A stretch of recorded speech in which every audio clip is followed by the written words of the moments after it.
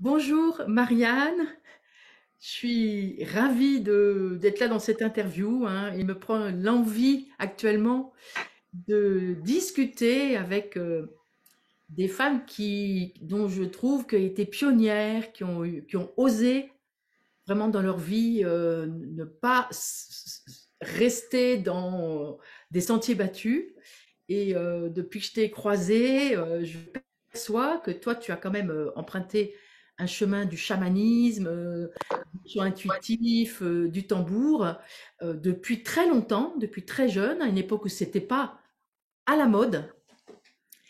Et donc, cette question qui me vient, c'est est-ce qu'il y a eu un switch, est-ce qu'il y a eu une bascule quand tu as commencé enfin, à te montrer, parce qu'en plus tu as écrit des livres, donc ça fait quand même longtemps que tu te montres, que tu te rends visible avec, euh, avec la chamane que tu es. Est-ce que quand tu as démarré, est-ce que ça a été suite à un shift? Moi, c'est le point de bascule Hmm. qui m'intéresse parce que je vois tellement de femmes qui n'osent pas basculer et du coup, ça m'intéresse que des personnes témoignent de ces moments qui fait qu'elles ont osé, que tu a osé manifester quelque chose de non conformiste. Euh, je crois que j'ai une biographie faite de basculements. En fait, tu vois, je crois que je suis une résiliente par nature. C'est-à-dire, à quelque part, j'ai été, enfin, de plus en plus, je me pose la question si je suis pas née comme ça. Parce que j'ai été la plus grande prématurée de Suisse à ma naissance en 1957. Donc j'étais un petit crevaillon, tu vois, dont personne ne voulait. Enfin, c'était pas le bon moment ni rien. Enfin, voilà, un couple de parents très très jeunes, trop jeunes, trop immatures. Et puis moi qui y va et qui veut absolument. Donc je pense qu'il y a des forces vives à l'intérieur comme ça de moi, où je me suis rendu compte là où d'autres personnes peuvent baisser les bras. Moi, j'ai baissé les bras et puis j'ai rebondi et puis j'ai rebondi. Des fois, je me dis, je suis un kangourou, quoi. C'est pas possible, tu vois. Mais il y a finalement, je crois que le plus dur, c'est la première épreuve. Tu vois, la première épreuve qu'on passe. Après, on sait que parce qu'on a basculé dans quelque chose et que ça nous a apporté quelque chose qu'on avait mais vraiment absolument pas imaginé avant, on se dit, bah, voilà, la prochaine fois, je serai peut-être un petit peu plus prête. Et en fait, on n'est jamais prêt à rebasculer, mais on sait que c'est possible et que c'est possible de passer, mais à quelque chose mais vraiment qu'on imagine juste pas. Donc, Alors, nous deux, on s'est connus à un moment donné où j'ai eu cette dernière initiation, parce que pour moi, c'est une initiation, un passage de mort-vie, enfin de tout quitter pour pouvoir renaître à quelque chose de nouveau. Et ce dernier gros passage, je l'ai fait en 2013, lorsque j'ai perdu la vue. Et j'étais déjà très très impliquée depuis une vingtaine d'années déjà dans mon métier de thérapeute, dans mon métier d'enseignante aussi pour des enfants en difficulté. Et puis l'initiation des femmes, puisque j'accompagnais autour de la route de Sine, pour lesquelles j'étais pionnière ici en Suisse. J'accompagnais des femmes à justement devenir elles-mêmes. Euh, je vais et t'interrompre plus, un petit instant. Donc, tu as perdu la vue en 2013, mais tu étais déjà impliqué dans le chamanisme depuis très longtemps. Qu'est-ce que c'est cette première bascule qui t'a fait oser? Est-ce que tu t'en souviens oui, alors moi je me souviens très très bien parce que c'est lié à mon deuxième divorce. En fait, c'est lié au moment où, sortant d'une relation perverse, de ces relations où tu perds toute identité.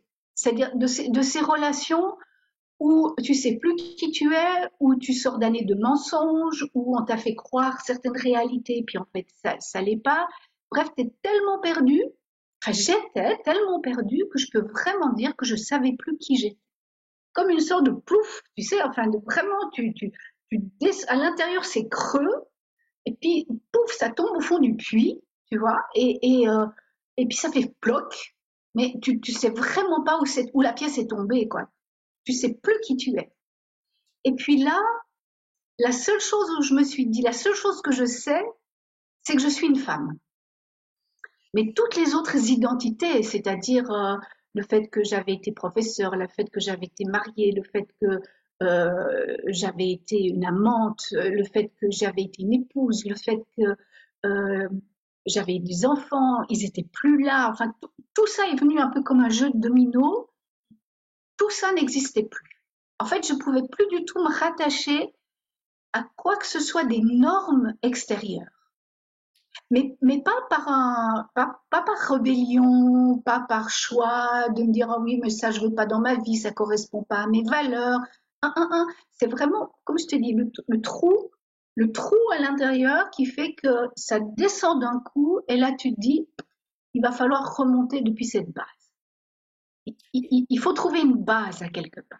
Ah oui, la fondation, bah, mais vraiment, c'est vraiment euh, la fondation, c'est ce qui manque très très souvent. Et du coup, qu'est-ce qui a pu te faire basculer? Quelle a été ta ressource? Quelle a été à ce moment-là ce qui a permis de pas sombrer?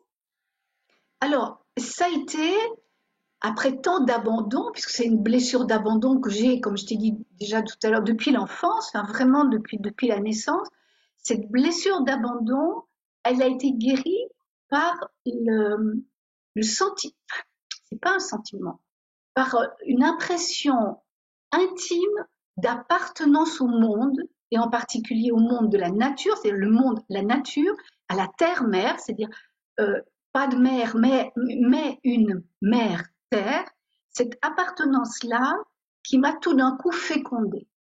Donc la découverte de peuples premiers amérindiens avec leur manière de concevoir le monde, le cosmos, toute vie en relation, que tout est en interdépendance, que tout est en relation, que je fais partie d'un tout, que je ne suis pas isolée, ça a été une pierre angulaire, vraiment.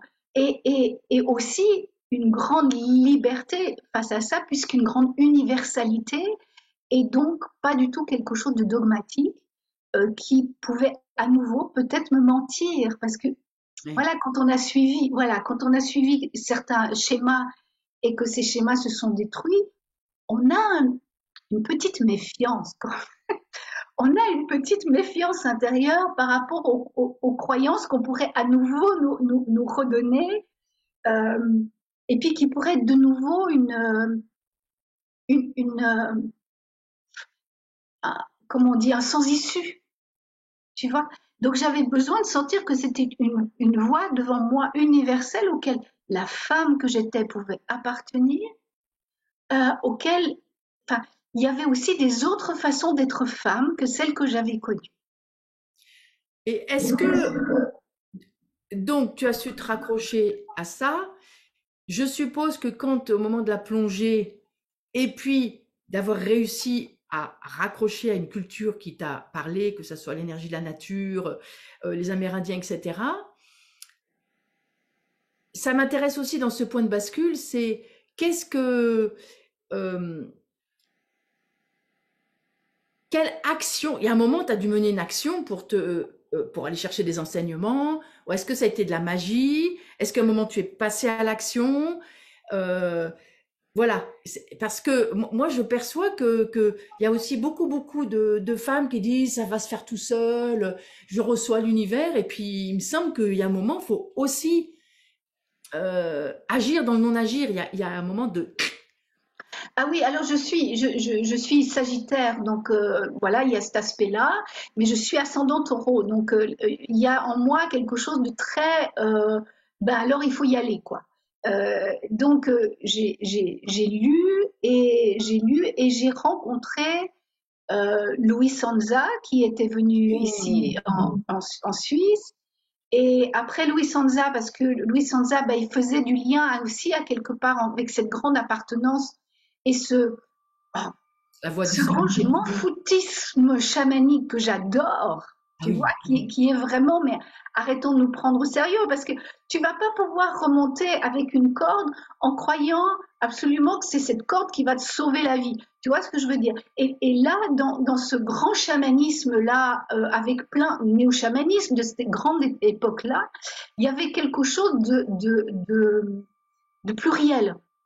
Et du coup, Louis Sanza était là, mais Maud Séjournant était là aussi comme femme par rapport à l'écothérapie. Et j'y suis allée d'abord pour découvrir qu'est-ce que c'est qu'une femme. Enfin, elle faisait des séminaires sur le pouvoir du féminin qui pour moi était d'une abstraction. Je ne savais absolument pas ce que ça voulait dire. Oui, parce que précise-nous dans quelle année c'était.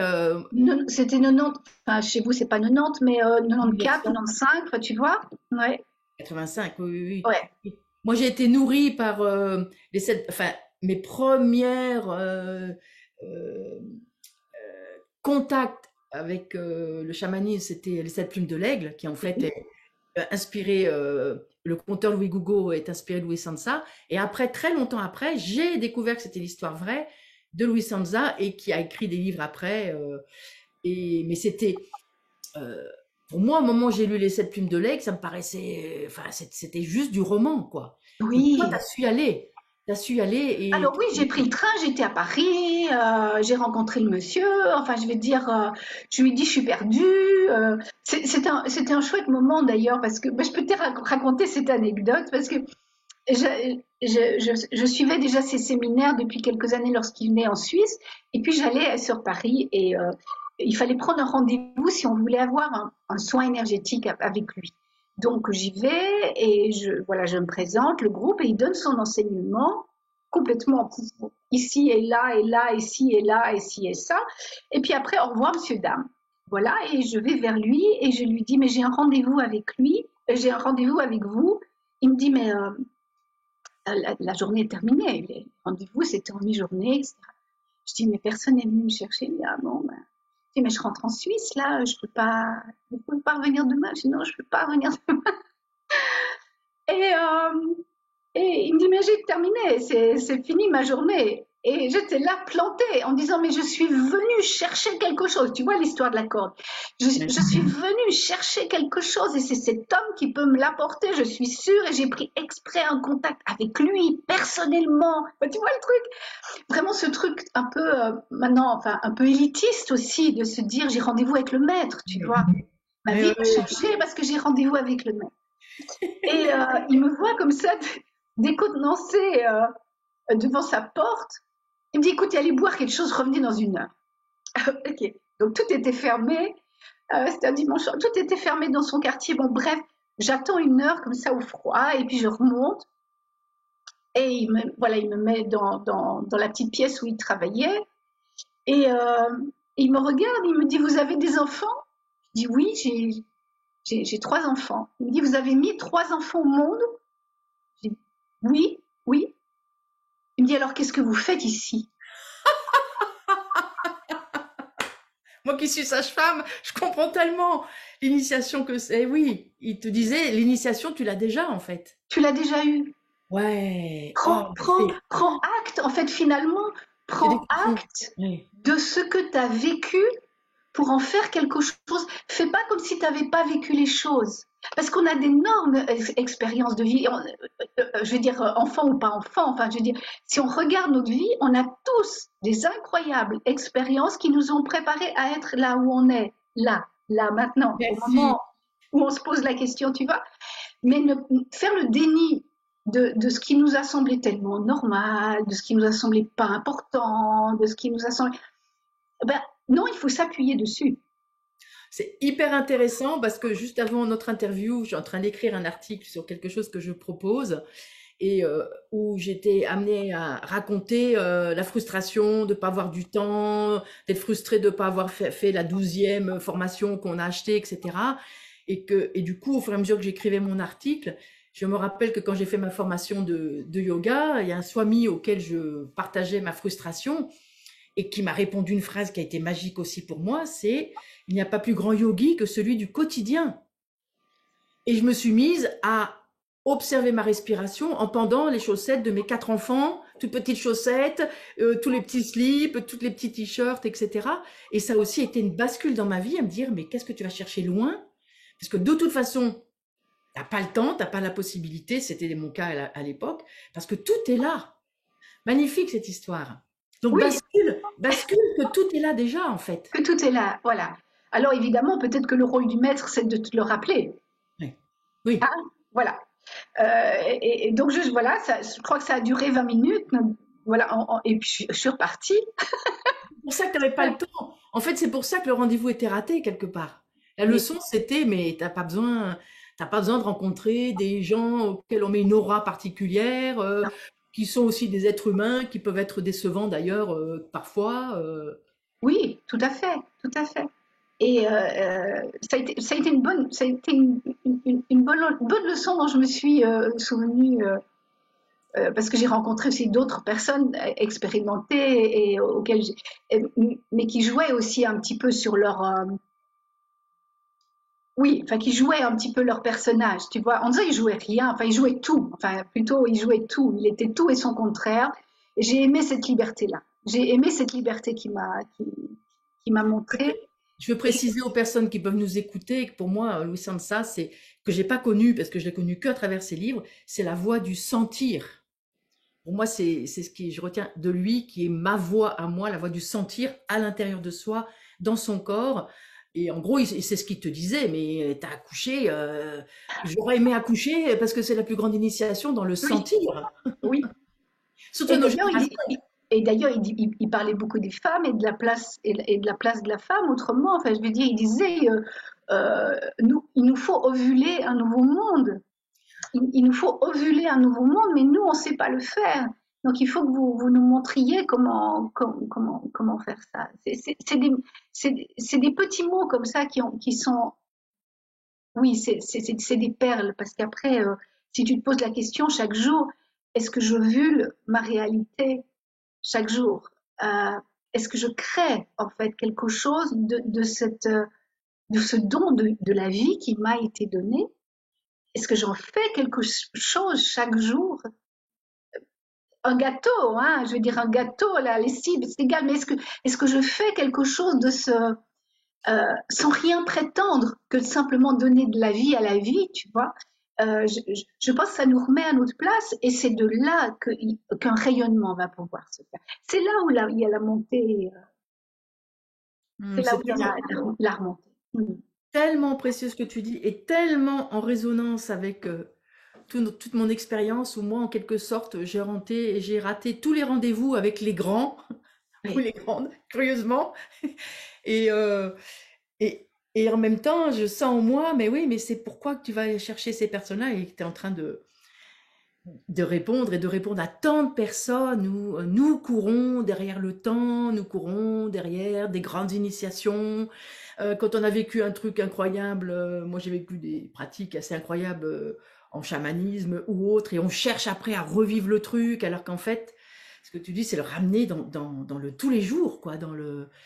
Oh, tu sais, on peut pas reproduire. Oui, c'est ça. On peut pas reproduire. Moi, dans l'un de mes livres qui s'appelle Le réveil des gardiennes de la Terre, je dis mais arrêtons d'essayer de reproduire quoi que ce soit. C'est la mort. On se stérilise à vouloir finalement reproduire les choses. Mais dans le désir, c'est la même chose. Dans l'orgasme, c'est la même chose. Si tu commences à te dire je vais essayer de faire pour que ça soit exactement aussi bien que la dernière fois que j'ai eu mon orgasme machin avec tel et tel, je veux dire, t'es loupé. Enfin, je veux dire, c'est pas comme ça. Tu dois être pris par surprise. Je pense que la surprise, c'est l'autre pendant de ce basculement. C'est-à-dire, il faut se laisser surprendre. Il faut oser se laisser surprendre par la vie, parce que là, il y a quelque chose qui nous dit, et qui nous dit des fois avec peur. Hein. Moi, c'est, euh, je veux pas du tout minimiser. Je veux dire, quand j'ai eu mon problème de vision en 2013 et que j'ai été aveugle pendant 9 mois, j'ai pleuré d'impuissance. C'est-à-dire, j'ai pleuré de ne plus savoir de quoi ma vie serait faite, puisque je ne pourrais plus voir, je ne pourrais plus.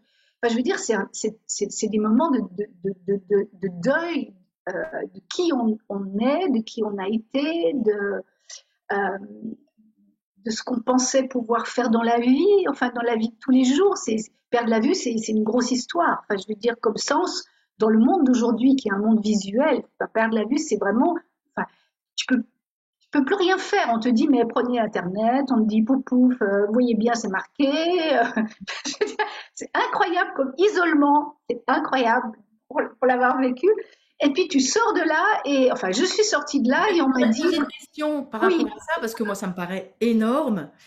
J'ai lu les livres de Lucéran, Jacques oui, Lucéran, exactement. qui m'a... Oh, surtout Oui, que j'ai eu un petit-fils dont on a dit à ma fille qu'il serait aveugle, donc j'ai été concernée. Bon, heureusement, c'est pas le cas, mais sur le moment, ça a été dur à traverser. Ça a été accidentel d'un coup, ou c'est quelque chose qui était déjà un peu dans ton histoire? Parce que ça, non, non, pas du tout. c'est- C'est une rétine. C'est un décollement de rétine qui s'est fait sur le seul œil qui voyait. Donc j'avais, si tu veux, déjà une grosse myopie d'un côté. Donc il y avait un seul œil qui vraiment travaillait et l'autre était un petit peu paresseux. Il pouvait un peu voir, mais il était très paresseux. Et ça, je l'avais depuis petite, mais ça se soigne avec des lunettes, des verres de contact. Voilà, pas de souci. Et en fait, c'est sur cet œil bon que s'est posé ce déchirement de rétine. Et, euh, et, et 4 opérations plus tard, enfin, l'œil est perdu. Donc ici, je vois plus rien. Et l'autre, ben, il a dû avoir opération, lentille intraoculaire, laser. Enfin, ça a pris 3 ans pour que pour qu'il se réhabitue. Et c'est pas seulement l'œil, c'est le cerveau, hein, qui doit faire une longue habituation. Donc, ça demande beaucoup de patience. Ça a nécessité la canne blanche pendant une année. Enfin, je veux dire, ça a été vraiment une initiation dans les ténèbres, vraiment, mais sur le plan, tu vois, vraiment concret. Et c'est à ce moment-là qu'on est venu me chercher pour écrire. D'accord. Donc tu avais quand même suffisamment de notoriété déjà, ou c'est des magies, ou c'est quand tu illustres de dire de faire confiance. Alors non, alors je suis une Suissesse et tu sais, les Suisses ont toujours l'idée que tout ce qu'ils font, c'est assez petit. Parce qu'on est quand même dans un petit pays, tu vois. Donc, on fait des petites choses. J'avais écrit parce que j'ai eu une part artistique, donc musicale. J'ai composé des chansons. Il y avait quelque chose de l'ordre de la fibre de l'écrit, ça c'est OK. Mais je m'imaginais absolument pas écrire un livre. Et là, on m'a dit, mais écoute, t'inquiète, euh, si on m'a proposé une édition, on m'a proposé parce que quelqu'un me connaissait, en disant mais toi, le lien à la nature, aux saisons, au féminin, le corps de la femme, le corps de la terre, c'est vraiment ton truc que tu bosses déjà depuis plus de 20 ans. Si tu peux plus faire d'atelier, ça serait vraiment cool que tu nous passes à quelque part le job. C'est-à-dire que tu nous dis de quoi c'est fait tout ça, tu vois. Euh, et puis c'est venu. Ce qui devait être le premier livre est du deuxième. Il y a eu une commande de premier. Et puis j'ai eu les amis. Je pense que là, il y a quelque chose aussi d'important. C'est-à-dire les amis m'ont dit, si tu peux pas écrire, dicte-nous et on le copie. Et là, il y a eu une main tendue. Il y a eu vraiment des mains tendues. Et je pense que si je m'étais dit, quand on m'a dit, mais écoutez, vous voyez pas, etc., ben d'accord, mais c'est un peu embêtant parce que quand même, la rédaction, rendez-vous de rédaction dans 15 jours, et il faut que vous ayez écrit un chapitre plein, la table matière de tout le livre. J'ai jamais fait ça, etc. Mais on doit avoir ça dans 15 jours. Si je m'étais dit à ce moment-là, je peux pas, je vais pas y arriver, c'est au-delà du possible. Tu as vu, j'ai des lunettes noires, eh ben, ça ne serait pas arrivé. Et là, j'en suis à mon 6e ouvrage qui paraît à l'automne prochain, tu vois. Et ça a changé complètement ma vie. C'est-à-dire, je suis sortie de Suisse, j'ai commencé à voyager en France, en Belgique, j'ai commencé à faire des conférences. J'ai fait même une télévision avec mes lunettes noires où que je voyais rien, qu'on m'a amené là dans le. Bah, c'est fou. C'est-à-dire, je ne voyais plus et je devenais visible. J'allais dire, tu ne voyais plus et tu devenais presque vivante aux yeux du Incroyable. monde. Incroyable. Et ça me faisait une peur dedans parce que j'étais je me sentais vraiment, enfin, je me sentais, j'étais handicapée. On dit handicapée de la vue, mais j'étais handicapée de la vue. Donc, il fallait quelqu'un qui me prenne le bras, etc. Mais il y a eu des gens pour me tenir le bras. Il y a eu des gens pour m'apprendre à utiliser la canne. Il y a des gens qui ont pris le dictaphone et il y a des gens qui sont venus installer des logiciels sur mon ordinateur pour que après je puisse voir en contraste. Je veux dire, il y a aussi, euh, il faut demander. Tu vois, il faut aussi dire, je suis pas toute seule dans cette galère. À un moment donné, j'ai envie de faire ça. Comment vous pouvez m'aider?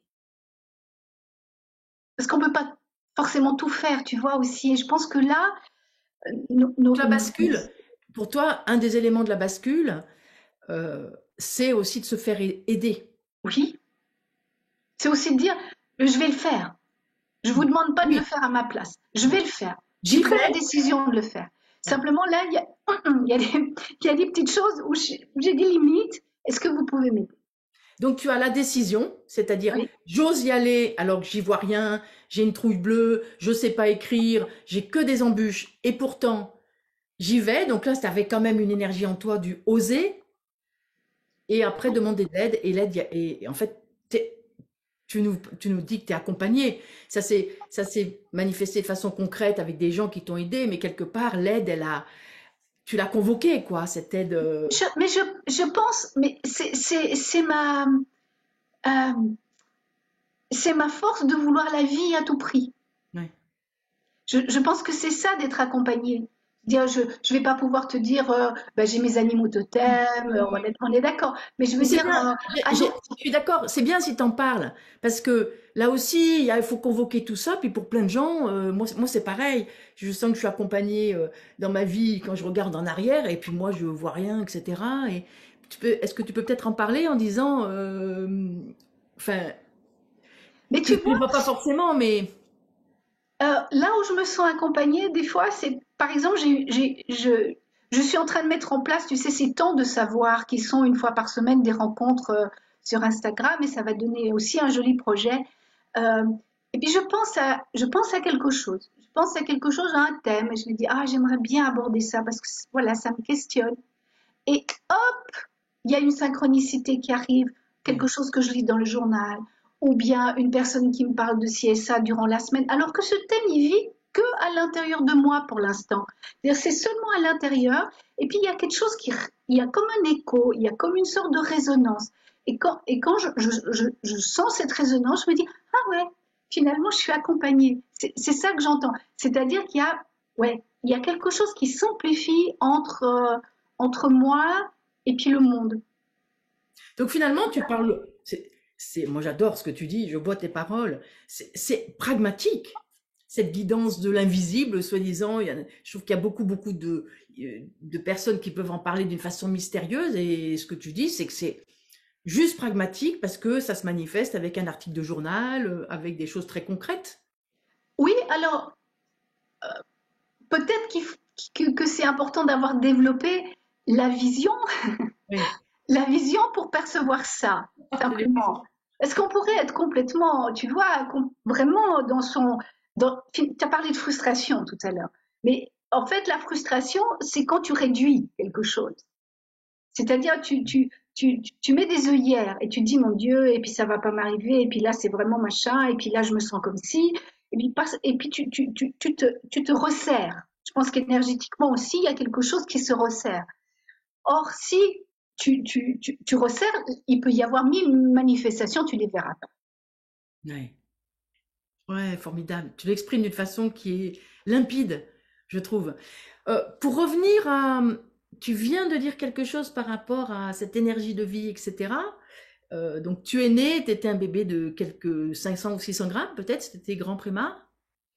Oui, je suis née, je suis née juste à 6 mois, donc oui, j'avais pas les ongles de fer, enfin, oui, voilà. Oui, Ouais. oui, donc en fait, tu sens que si, moi je travaille beaucoup en transgénérationnel et à partir des 2 ans avant où en fait le bébé, le fœtus, le très très jeune bébé est un être d'imprégnation, donc tu es né avec cette vitalité, surtout je sais pas exactement quelle année tu es né, mais les techniques pour les prématurés n'étaient pas non plus Non, non. Et puis on ne faisait pas extraordinaires. toucher, la mère me touchait pas. Enfin, je veux dire, et on avait dit à ma grand-mère qui m'a finalement éduquée par la suite, après mes 3 ans, on lui avait dit que j'avais 7 ans, tu sais, cette grande boucle des 7 ans. Et on lui avait dit, si elle passe ses 7 ans, c'est qu'elle est bonne, elle est viable. Ah oui, d'accord. Donc en plus, ça a été en sursis quelque part, Ouais, psychologiquement dans la oui, tête des personnes enfin de tes parents oui, et de ta grand-mère, jusqu'à 7 ans. Et du ouais. coup, cet élan de vie, c'est pour ça que tu dis que tu es né avec quoi qu'il arrive, je suis en vie et je suis en joie parce que tu as une joie. Moi, je t'ai rencontré, il y a une joie en toi qui est magnifique. Mais peut-être parce que c'est miraculeux. Peut-être parce peut-être que c'est ça. Je sais pas. C'est la première fois que vient ce mot miracle comme ça. Et miracle, ça fait très comme ça religieux, je sais pas quoi. Mais je veux dire, l'émerveillement de la vie, le miracle de la vie. À nouveau, on y revient. Hein, le miracle d'être en vie. Je veux dire, on est on a peut-être été, et je commence à mettre ça au passé parce qu'il y a des grandes choses politiques qui sont en train de se passer pas loin de chez nous maintenant, qui nous secouent vraiment entre la pandémie et toutes ces histoires politiques. Il y a quelque chose qui nous secoue au niveau de la survie maintenant. Et, mais on a été un petit peu des générations peut-être un peu blasées. C'est-à-dire, mes enfants, qui ont bientôt la cinquantaine, ils ont été peut-être blasés parce que la vie leur a été donnée et puis c'est bon, puis ça a avancé, et puis c'est bon, puis ça a avancé. Tu vois ce que je veux dire? Euh, alors que finalement, chaque jour est un miracle. Chaque jour est un miracle. Donc, les femmes de sagesse que nous sommes redevenues ou devenues, peut-être que nous touchons plus avec l'âge maintenant, encore plus, cette notion du miracle et de l'émerveillement. Si je suis devenue aussi écothérapeute, euh, c'est parce qu'il y a de la relation d'émerveillement à remettre avec le vivant, tu vois. On ne peut pas passer à côté. Oui. Alors justement, par rapport à cette relation d'émerveillement avec le vivant, toi, tu nous racontes une histoire extraordinaire, hors de l'ordinaire, puisque déjà ta naissance, et puis bon, des séparations très difficiles, et cette aventure d'avoir rencontré la cécité. Est-ce que tu as accompagné des personnes qui arrivent aussi à faire le bascule sans drames monumentaux? Très souvent, les gens basculent parce qu'il y a des gros événements plutôt dramatiques. Et moi qui m'oriente vers, on peut basculer avec de la douceur, on peut basculer sans que ça soit forcément des moments catastrophiques de la vie. Est-ce que tu le vois dans ton environnement, dans ta guidance, des personnes qui arrivent effectivement à changer, à oser, sans forcément visiter des moments de la vie extrêmement durs? Alors, je forme des praticiens en éco-rituels. Hein, et dans ces rituels que l'on vit en nature, avec la nature, on a un curseur. Et le dernier qui va, je dirais, à quelque part, je schématise, de la célébration d'anniversaire à l'initiation. Donc là, on est en train de parler d'initiation, c'est-à-dire du curseur maximum. Le curseur maximum, euh, c'est quand la personne vient vers toi et elle te dit, je suis en train de tourner en rond dans des histoires qui se reprennent sans fin, je suis face à un obstacle que je n'arrive pas, il y a un mur, il y a quelque chose devant moi qui fait comme ça et je ne sais pas comment le traverser. Ça veut dire que dans ma vie, il m'a pas été donné de le traverser. Et ça, je dis souvent à mes étudiants, je leur dis, mais quand les gens viennent vous demander à quelque part une initiation, demandez-leur d'abord pourquoi est-ce qu'ils veulent souffrir. Première chose. C'est un peu provocateur. Pourquoi ils veulent souffrir? Oui, D'accord. Oui. c'est un peu provocateur, mais parce que l'initiation est un petit peu vue comme une sorte d'élitisme, où tu vois, tu te grandis d'avoir été initié à quelque chose. Mais l'initiation, c'est une mort, d'abord, avant une renaissance. Et donc, qu'est-ce que vous avez vécu dans votre vie? On revient à ce que Hamza disait tout à l'heure. Qu'est-ce que vous avez vécu dans votre vie qui peut vous aider à traverser Oui. cette chose-là maintenant? Et si la vie ne vous l'a pas proposé, alors vous pouvez venir demander. que je vous la mette en scène. C'est-à-dire que moi, je me prépare à vous mettre en scène cet obstacle de manière à ce que vous le traversiez, ça on le fait en nature, que vous le traversiez pour avoir la ressource nécessaire. Mais ça va pas être forcément une partie de plaisir, ça va être un rituel où vous aurez un obstacle à traverser et vous verrez que vous pouvez le traverser et on va faire en sorte que vous pourrez le traverser. Mais d'abord, posez-vous la question, est-ce que la vie vous l'a proposé d'abord? Mais comme Louis Sanza t'avait dit, tu as Yes. accouché et tu as déjà traversé des initiations de cette Ouais, traversée des accouchements, de l'intensité incroyable qu'est un accouchement. voilà. Et alors, si pas, si vraiment, etc., alors on va pouvoir construire un rituel avec une préparation, avec un obstacle à traverser qui va se faire grâce à la nature, parce que la nature est une enseignante incroyable. Je veux dire, on va traverser quelque chose qui va avoir le même symbolisme que l'obstacle que la personne rencontre avec ses croyances, avec ses limites, etc., pour qu'elle trouve, la ressource. Je peux juste te donner peut-être juste un Oui, exemple. oui, oui. Euh, J'avais comme ça une femme qui avait 3 enfants et qui trouvait plus le chemin d'être, elle était plus qu'une mère, une mère pondeuse. Tu sais, elle avait vraiment l'impression Oui, de, si souvent les femmes s'oublient, oui. elle s'oubliait, elle était mère pondeuse, et puis elle avait ses enfants jusque-là, elle avait l'impression qu'ils étaient pendus à ses mamelles, puis qu'elle était plus que ça. Enfin, je veux dire, quelque chose où vraiment elle sentait qu'elle pouvait aller enfin, que pouvait pointer une forme de maltraitance tellement que c'était plus faisable. Donc déjà, il faut le courage de pouvoir, voilà, déjà le courage de pouvoir dire ça et de dire mais je sais pas comment traverser ça. Et on était en automne et je te donne juste cette image-là. J'avais été chercher des pommes pourries dans un verger avec un tout petit bol et puis un couteau. Et je lui avais proposé d'entrer dans une cabane sombre, une sorte de cabane de jardin, tu vois, sombre, et je lui avais jeté devant elle, ces pommes pourries, et je lui avais dit, donne à manger à tes enfants.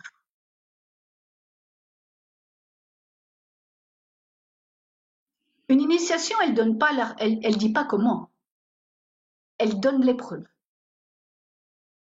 D'accord. Alors, elle a commencé, évidemment, à faire ce qu'elle savait faire. Elle a commencé à aller chercher ses pommes pourries, à en tirer de chaque petite pomme pourrie juste la toute petite chose qu'elle pouvait éventuellement prendre, tu vois, pour pouvoir mettre dans ce petit bol. Et ça lui a pris peut-être, je sais pas, 3/4 d'heure, 1 heure, Ouais. jusqu'à qu'elle éclate en sanglots et après de rire, Ah ouais. tellement que ça devenait caricatural d'être celle qui nourrit ses enfants avec des pommes pourries. C'est-à-dire qu'il y a eu un basculement à un moment donné. J'y arrive pas, et puis il faut, et puis j'arrive pas, puis il faut, et puis tu vois ce machin, et puis à un moment donné, tu vois. Ouais, Et je magnifique. sors de cette cabane parce qu'on va pas venir me chercher. Et c'est moi qui veux sortir. Et c'est moi qui. Et c'est moi qui. Et je vais dans l'eau et je me mets à poil. Et puis je hurle. Et puis je. Tu vois. Et il y a ce truc qui explose parce qu'on va jusqu'au paradoxe extrême. Ah, j'ai des frissons parce que l'histoire est magnifique et tellement simple. Il y a aussi ça. Tu parles d'une immense simplicité. Oui, Aller mais dans c'est le là où je verger, disais que la nature, parce que la nature est enfin, la nature est dans ce grand cycle de la vie. Tu vois, enfin, c'est normal cette croissance, mais c'est aussi normal cette décroissance, et c'est aussi normal cette mort symbolique, et c'est normal aussi qu'à nouveau ça renaisse après. Mais on sait plus, on n'est plus dans une culture qui avons appris ce cycle. On vit plus, je veux dire, on est en vie, on a des métiers tertiaires, enfin, je veux dire, on n'est plus. Donc, c'est la nature qui m'a donné c'est en regardant le verger que j'ai eu cette idée, tu vois. C'est pas venu d'une oui. abstraction. Oui, c'est ça, c'est que toi tu pars de l'instant présent, de ce qui est là, de ce qui est tout en œuvre là. Je travaille de la même façon, même si je le fais parfois très souvent virtuellement actuellement. Et puis, cette personne-là n'avait pas besoin d'un drame incommensurable pour basculer. Il lui a suffi. Tu réponds à ma question, c'est-à-dire que même si toi, tes initiations ont été par des choses plus dramatiques, et encore que c'est toujours vu d'un point de vue de celui qui l'a pas vécu, parce que toi, dans ta transformation, tu vis pas forcément de façon plus dramatique que cette femme qui se noyait dans l'éducation de ses enfants. En fait, c'est toujours aussi un curseur qu'on met de notre point de vue, de dire ah c'est dramatique ce qu'elle a vécu ou cette personne-là. Les points de vue, c'est des points de vue simplement. Oui, et puis enfin, je sais pas, je suis très têtue, j'aurais peut-être dû m'arrêter avant de faire certaines choses, j'aurais dû, tu vois, je veux dire, peut-être que j'ai pas pris soin de moi, puis que là j'étais obligée de le faire. Enfin, je veux dire, il y a aussi ça, je veux dire, il y a des choses où, il faut qu'on nous aide un tout petit peu, et la vie nous aide à voir que le chemin est en train de bifurquer, et que moi, j'étais têtue dans mon chemin que je m'étais fixé. J'étais sûre que de faire de la pédagogie encore pendant 25 ans et tout ça a giclé. Eh oui. Et oui, moi je me suis blessé le col du fémur il y a 3 ans. Et je sais très bien tout le cheminement que ça m'a fait faire, cette fracture du col du fémur. Et je me suis posé la question, est-ce que si tu avais su encore mieux écouter les signes, etc., est-ce que tu aurais pu vivre l'initiation sans te casser le col du fémur? J'ai eu besoin de cette fracture, moi, pour faire une certaine bascule. Et convaincu que, en étant encore plus à l'écoute, la même initiation aurait pu avoir lieu avec encore plus de douceur. C'est Ah ce que tu oui, es en train de dire. ah oui, mais bon, après, quand on est des personnes un peu fortes comme ça, de caractère, et ben, il nous faut aussi des épreuves un peu, Un peu voilà, fort. un peu plus fortes. Donc, mais, mais, mais je te rejoins dans les initiations qu'on peut créer comme ça euh, pour soutenir les ressources. Une initiation, elle soutient des ressources. On va vers des ressources, on ne va pas seulement vers l'épreuve, on va vers les ressources qui vont apparaître, être mises en lumière grâce à cette traversée. Hmm. Et moi, je dis souvent quand j'ai des personnes qui sont plutôt dans des dépressions, de ces moments où elles disent mais je suis dans le tunnel. Je dis oui mais la seule chose que je peux vous dire moi c'est que vous le voyez pas encore mais qu'il y a l'autre bout du tunnel. Ouais. Écoute, on va s'acheminer vers la fin de cette interview. Euh, Où est-ce que on peut te trouver? Est-ce que c'est ton nom Marianne Graceli Meyer? Ou est-ce que tu as un site? Donc tu Ok, as des livres, là, présente-nous ce que tu proposes. Tu as des livres déjà, tu es auteur. oui alors j'ai deux sites en fait. J'ai un site qui s'appelle Esprit de femme, www.espritdefemme.ch où il y a toutes mes activités. Et les activités maintenant, depuis une année, les activités aussi des femmes que j'ai formées, puisqu'on est dans voilà, cette notion de transmission. Et puis la formation en éco-rituel qui a aussi son site, www.ecorituel.ch. Et là, c'est ma dernière année de formation en présentiel.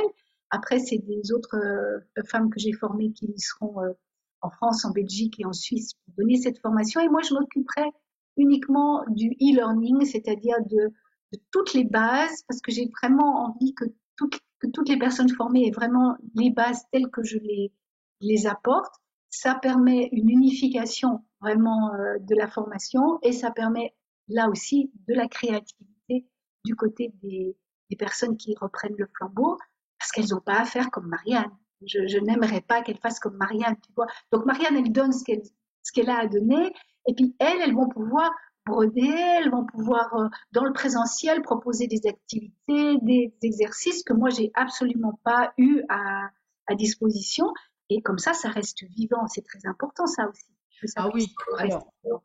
merci de souligner. J'ai plusieurs personnes que j'accompagne actuellement qui, qui me disent d'une part, oh, j'ai été formée par telle personne et qui nous dit, ah ben non, n'utilisez pas ce qu'on a fait tant que c'est pas validé par X années ou tant que, oh non, vous n'avez pas le droit d'utiliser mes trucs professionnellement. Et les mêmes personnes qui me disent, mais Anne, est-ce que, par exemple, ton voyage en Périnée, hein, qui est un de mes programmes phares, est-ce que je peux me l'approprier? Moi, je réponds, mais évidemment, et transformer par qui tu es, parce que je vois pas comment c'est possible de transmettre et de retenir en même temps notre transmission. Elle va forcément se transformer avec les personnes qui qui le reçoivent. Enfin, ouais, donc c'est ce que tu es en train de dire. Et merci, merci. Il y a ça, mais il y a aussi, alors je mets un petit mais, Anne, il y a la notion de référence. Oui, Et cette notion tout de à fait. référence, c'est une notion quasi de lignée. Il y a des lignées de famille, il y a des lignées spirituelles aussi. Euh, Moi, ce que j'ai retravaillé par moi-même, c'est parce que je l'ai reçu. Hmm. Ce que les personnes vont retravailler par eux-mêmes, c'est parce qu'ils l'ont reçu par moi. Et ce fil conducteur, il est important. Parce que sinon, il y a de la tromperie aussi. Il y a du copier-coller et là, il y a aussi un risque de superficialité, de quelque chose de l'ordre de l'ambition personnelle qu'il faut un tout petit peu rééquilibrer. Et je pense que la manière de l'équilibrer, c'est simplement de faire référence à ceux qui nous ont apporté le terrain fertile pour avoir continué. Ça, je pense que c'est important. Je suis archi d'accord avec toi. Moi, c'est ce que j'ai toujours fait.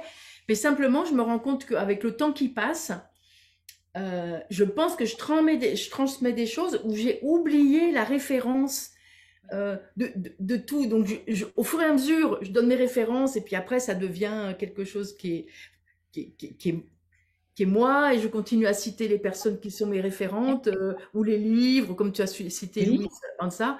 Et c'est tout un équilibre. Et certainement dans l'alignement de la transmission, déjà, au niveau énergétique, au niveau quantique, la référence, elle est transmise aussi. Moi, c'est ce qui me semble dans mon programme.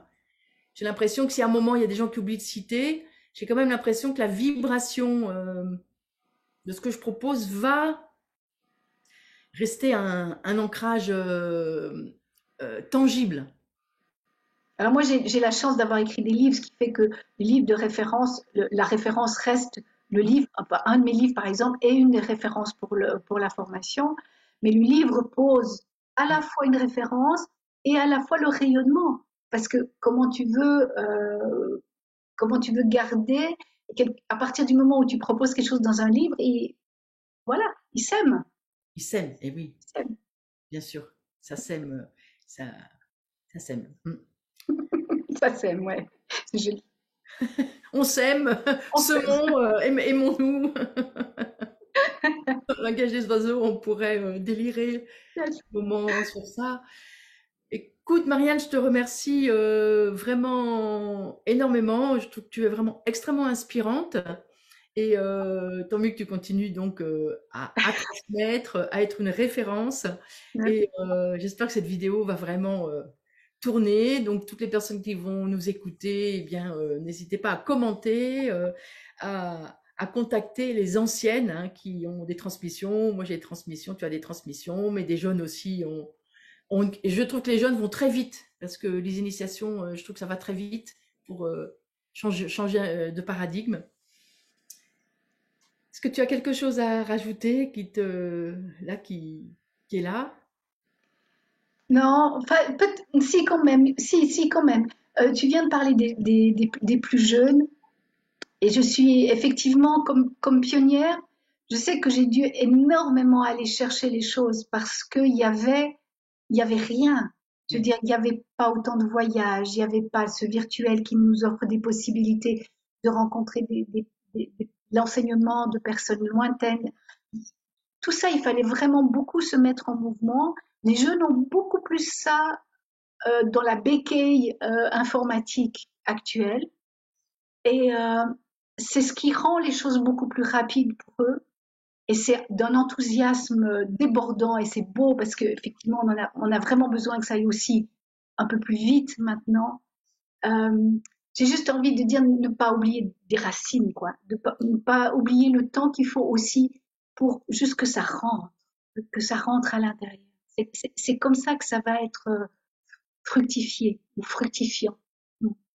Oui, un temps d'intégration Oui. indispensable, comme il y a dans l'inspire, temps de suspension, dans l'expire, dans la contraction utérine, moi qui ai été sage-femme, contraction, relâchement, et pour moi le relâchement est le temps d'intégration de l'information de la contraction. Donc, conclusion, magnifique temps d'intégration dans ce monde qui va très très vite.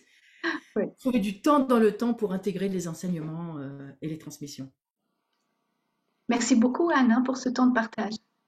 Merci Marianne, je me suis vraiment régalée. J'espère que cet entretien va vraiment circuler et je te remercie infiniment. Moi, je pars en voyage en bateau, mais en même temps, j'ai très envie de tes transmissions. Je vais regarder si c'est compatible. Pour un moment, je regarde et c'est pas sûr que ce soit compatible avec mon grand départ en grand voyage, mais en tout cas, je parle de toi, je te transmets, c'est magnifique. Merci beaucoup Merci Anne, pour ton merci. compliment et cette interview. À bientôt, À Marianne. J'ai bientôt. pas de Oui, tambours hein, qui vraiment. vont voyager. Hein. Ah oui, les tambours. On n'a pas parlé des tambours, mais ils sont là. Ils sont là. Ils sont là. Ciao, Bye ciao. bye. Au revoir, Marianne. Merci beaucoup.